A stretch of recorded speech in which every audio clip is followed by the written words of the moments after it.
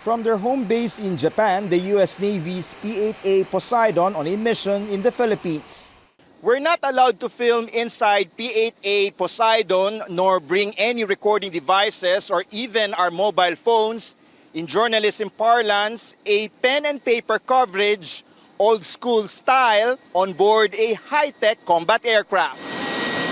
We're not allowed to film inside the P-8A Poseidon, but this 2020 video handout shows how the advanced surveillance aircraft looks like. Pre-flight checks include inspecting its high altitude and long-range spy camera, the standard safety protocols on the cockpit, as well as safety briefing for the crew. The moment the plane takes off, its intelligence, surveillance, and reconnaissance mission also commences. Using modern radars and cameras, the P-8 collects data along the route of its flight. The plane flew over a portion, the West Philippine Sea, up to 115 nautical miles from Lubang Island in Occidental Mindoro. The P-8 Poseidon and USS Gabriel Giffords are part of the current Joint Air and Maritime Patrols, or as the military calls it, Maritime Cooperative Activity, or MCA. The MCA covers patrols from Batanes to parts of the West Philippine Sea. The Philippines deployed Navy vessels and Air Force aircraft for the joint patrols. I think the opportunity to coordinate and do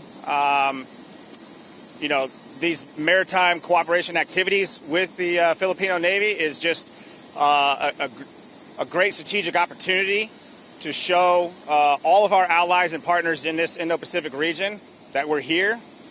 We're willing to operate and to strengthen those partnerships and ensure everybody's abiding by the international law. They help to us in reaching our common goals of allied cohesion and interoperability, and we're very grateful for the opportunity.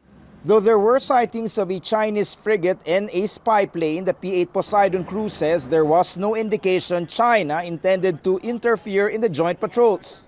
We train for any possible contingency, so whether that be an intercept or any kind of activity at sea, we just make sure that we're prepared. We try to conduct ourselves in the most professional way possible in accordance with our international norms. Philippine Ambassador to U.S. Babe Romualdez tells CNN Philippines The Source the joint patrols could trigger similar initiatives with other allied nations. It's just a question of when we do it, when it's necessary to even increase it if we have to. But you have to remember that we're also working with other countries like Australia, Japan, and even South Korea. And perhaps sometime in the future, we're going to have a multilateral joint patrol. We're also even talking to Vietnam and Malaysia. Aside from bolstering interoperability, President Bongbong Marcos says the joint patrols should enhance regional security to protect Manila and Washington's shared interests. Aboard the P-8 Poseidon, David Santos, CNN Philippines.